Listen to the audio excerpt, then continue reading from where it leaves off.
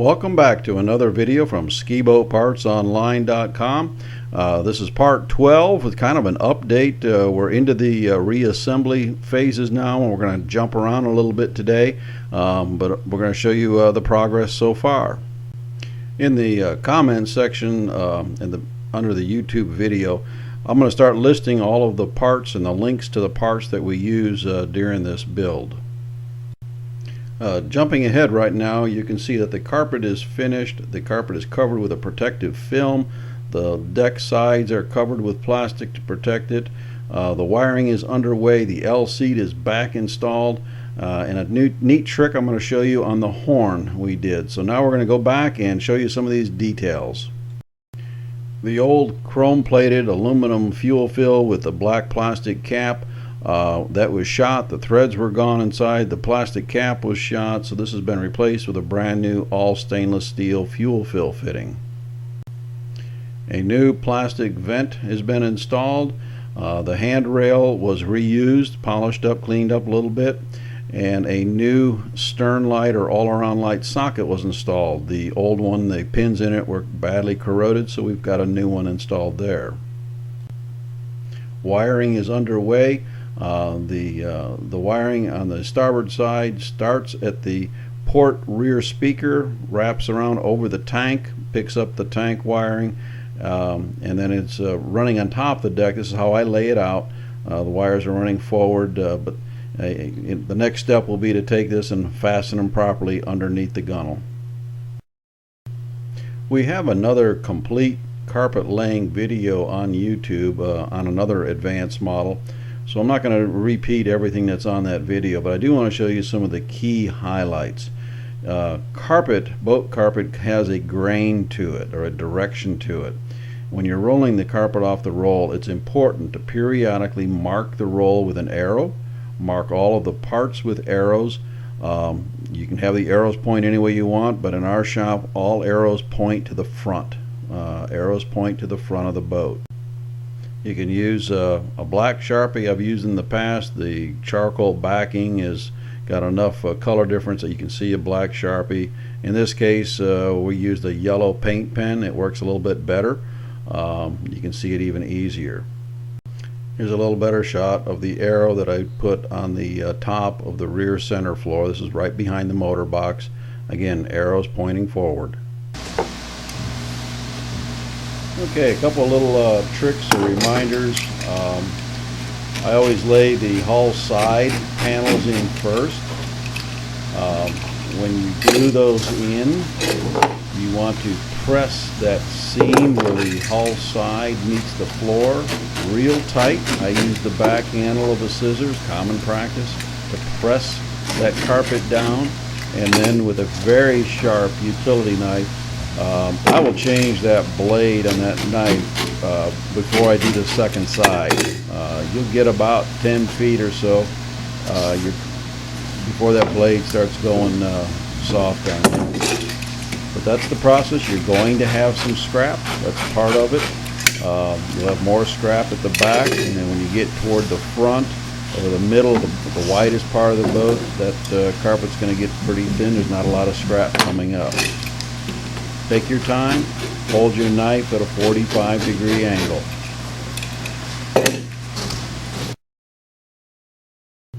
Okay, our fuel tank is back and installed in the boat. A common question we get often is with the vent line.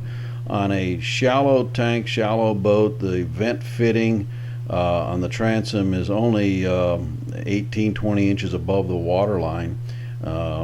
And so the tank vent line, to help prevent water from coming into the tank and or fuel from running out of the tank into the lake, it's a good practice to put a loop in the vent line.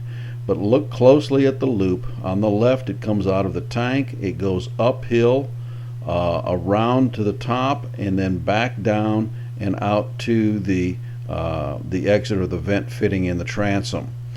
This is a vent loop. If you put the loop toward the bottom, you can reverse this, and then it becomes a trap, and that will cause all kinds of issues. Liquid will stay in the bottom of the trap. So this is the proper way to loop the vent line. Our fuel fill line is in, a new line, new hose there, and the fitting, the fuel fill fitting, must be grounded. You see the green wire that's been shock coiled.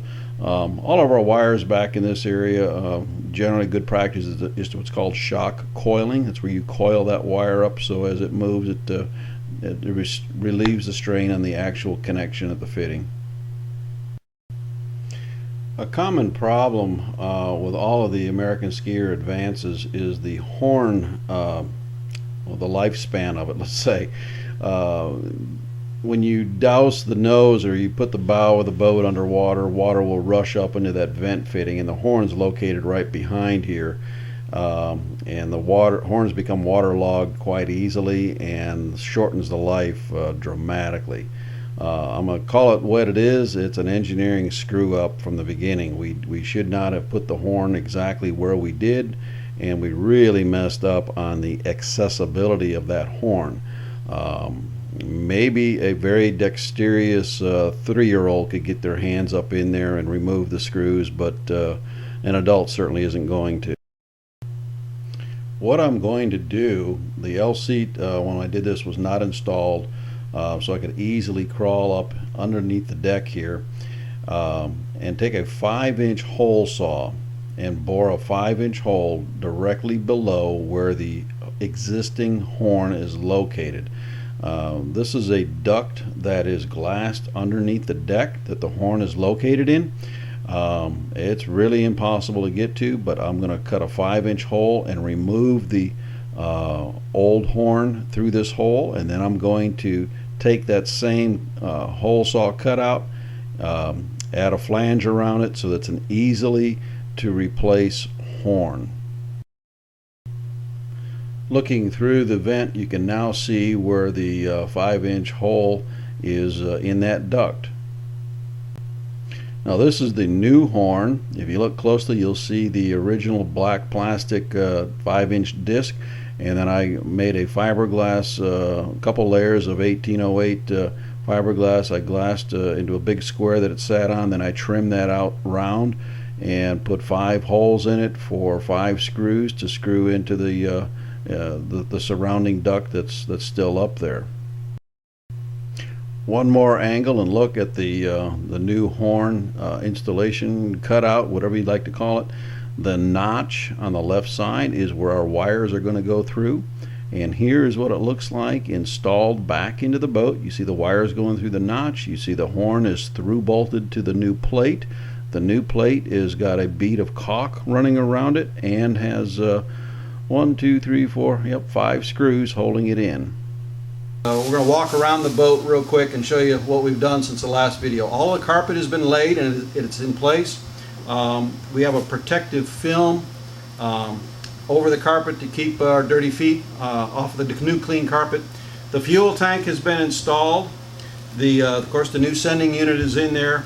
All of the aft wiring, which starts here with a speaker wire for this speaker in this corner, wraps around the deck, ties in the fuel sender, the all-around light in the back, and then continues over and grounds pick up on the fuel cap. And I'm going to walk over that side here in a second. Okay, over on the starboard side, again, the tank is installed, and here is where our wiring is just laid on top of the deck. Going across there, again, we've got our speaker wire for the port side.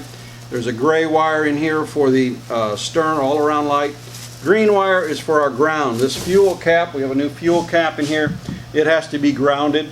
The pink wire is for the fuel sending unit. Of course, we've got a ground in here. So this wiring, next week we'll tuck it up and tie it up and go along the gunnel. Here's your starboard side aft speaker wire.